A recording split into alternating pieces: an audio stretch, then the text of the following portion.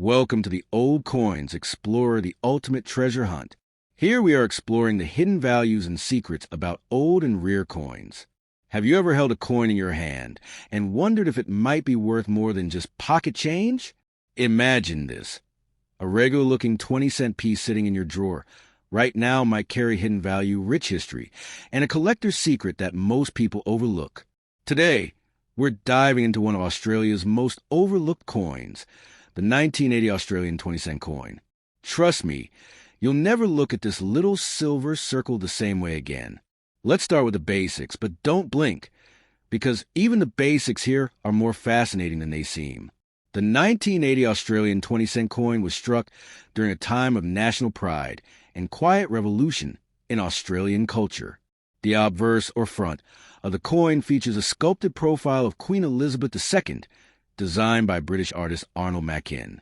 This elegant portrait was used on Australian coins from 1966 to 1984 and is iconic in the world of numismatics. It represents tradition, continuity, and a little bit of royal charm.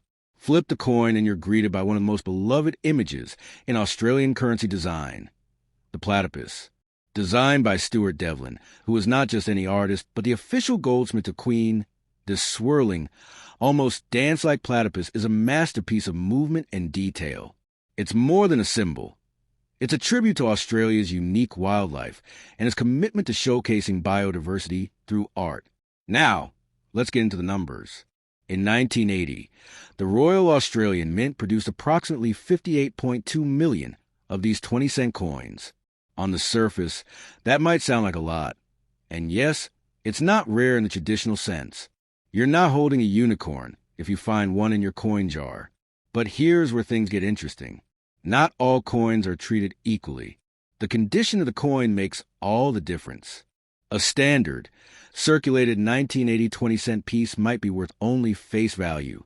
But if you happen to come across an uncirculated or mint state coin, something that still glimmers with that original factory shine, you're looking at a piece that could be valued between $2 and $10 AUD.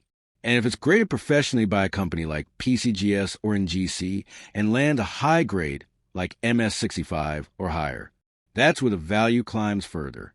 But wait, it gets better. You see, some collectors aren't just looking for shiny coins.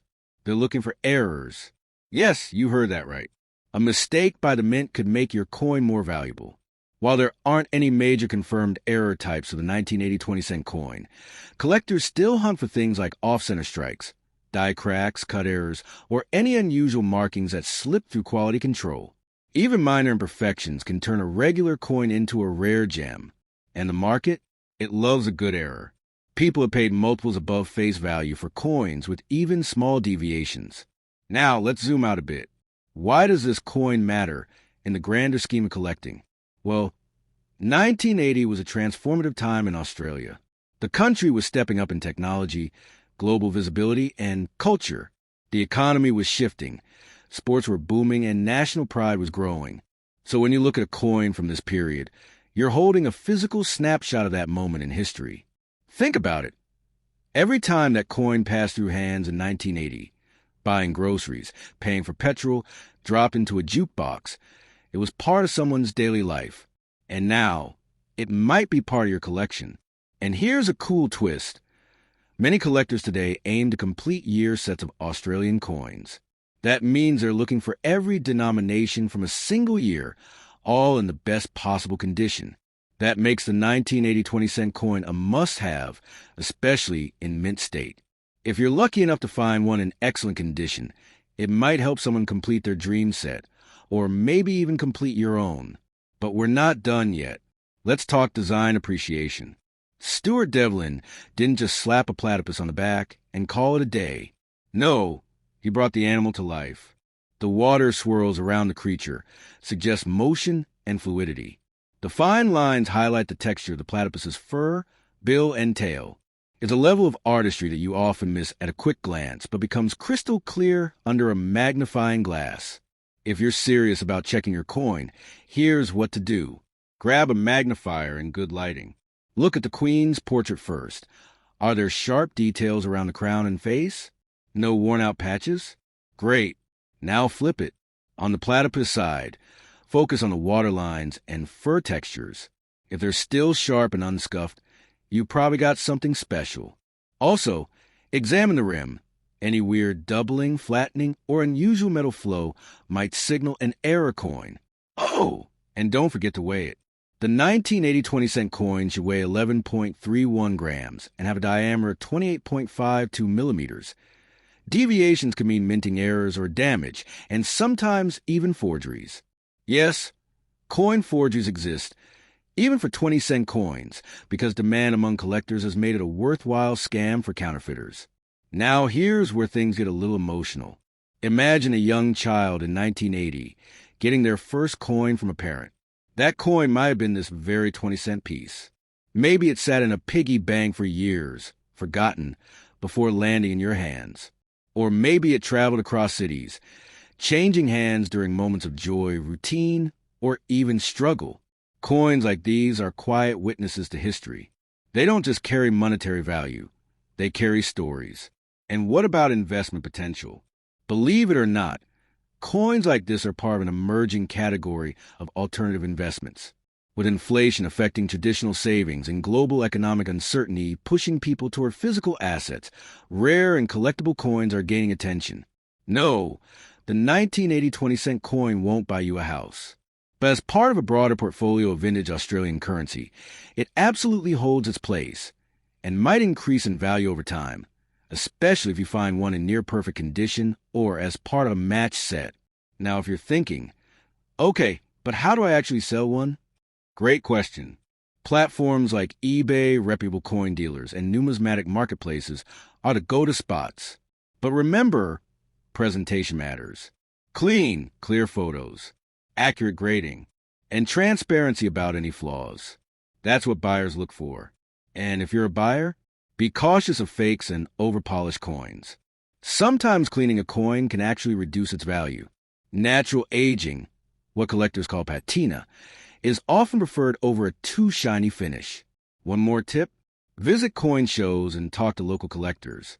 Australia has a thriving numismatic community that's always eager to swap by or just share stories.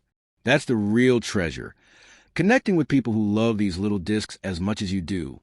So next time you're sorting through spare change or flipping through your coin folder, keep your eyes open. The 1980 Australian 20-cent coin might not look like much at first glance, but trust me, it's a tiny window into a world of design, history, economics, and hidden potential. And now that we've peeled back the layers of this fascinating coin, get ready, because next up is the equally captivating story of the 1982 Australian 20-cent coin. It's got its own secrets, surprises, and reasons to shine. Don't miss it. Next up, we're diving into a coin that might just be hiding in your change jar, your drawer, or your childhood piggy bank. And yet, most people have no idea how valuable it could be. The 1982 Australian 20-cent coin may not look like a hidden gem at first glance, but don't let its modest appearance fool you. This one carries secrets of history, design genius, and collective potential that's just waiting to be uncovered. If the 1980 coin opened your eyes to how ordinary coins can carry extraordinary stories, then 1982 will completely change the way you look at everyday change. Picture this. You're holding a 20-cent piece minted over 4 decades ago, an object that has passed through hands, pockets, purses, and petrol stations, and still, it holds its shape, its shine, and its story. Let's begin with the numbers. In 1982, 49.1 million of these coins were minted. That's fewer than the 1980 release, and in the coin world, lower mintage always draws attention. It doesn't make it instantly rare, but it definitely makes it more interesting, especially when combined with condition, historical context, and some hidden quirks we're about to reveal. Flip the coin and you're greeted with the same bold and elegant platypus design by Stuart Devlin, the royal goldsmith to the Queen. But did you ever notice how each year's coin feels just a little different? Slight die changes minting pressure, and where patterns give each one a personality. The 1982 platypus is no exception. It's a swimmer caught mid-motion, surrounded by swirling water lines, and engraved with breathtaking attention to detail. Collectors love this coin for more than just beauty. The 1982 version is known for producing some brilliant uncirculated specimens. coins that somehow stay crisp and untouched despite being made for general circulation. And when those are found today, they can sell for anywhere from $3 to $20 Australian dollars, depending on grading and demand. Some graded coins in MS65 or higher have sold for even more among numismatic enthusiasts. Now here's something you don't hear every day.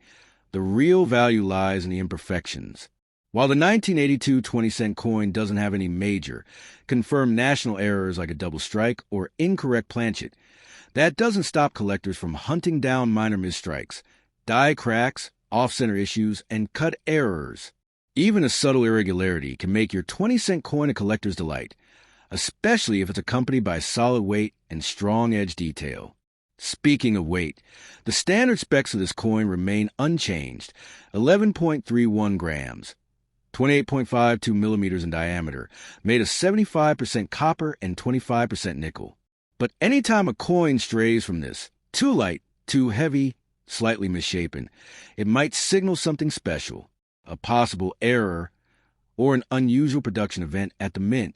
And yes, fakes do exist, though not as common as with higher denomination coins. Still, it's worth knowing your stuff. Use a scale, a caliper, a magnifying glass. Look for clear, bold lettering, sharp detail in the queen's crown, defined water lines behind the platypus. These are signs of an authentic, potentially high-grade piece. But let's take a moment to talk about history. Why should we care about a 1982 coin anyway? Because coins are time machines in your pocket. In 1982, Australia was on the edge of modern economic transformation. The nation was absorbing new cultural influences, expanding its trade relations, and preparing for massive shifts in currency policy. This coin, tiny as it is, represents that turning point. It's a symbol of stability in a decade of change. For collectors, that's meaningful. It means that the 1982 20-cent coin isn't just a hunk of metal. It's a story, a moment, a memory.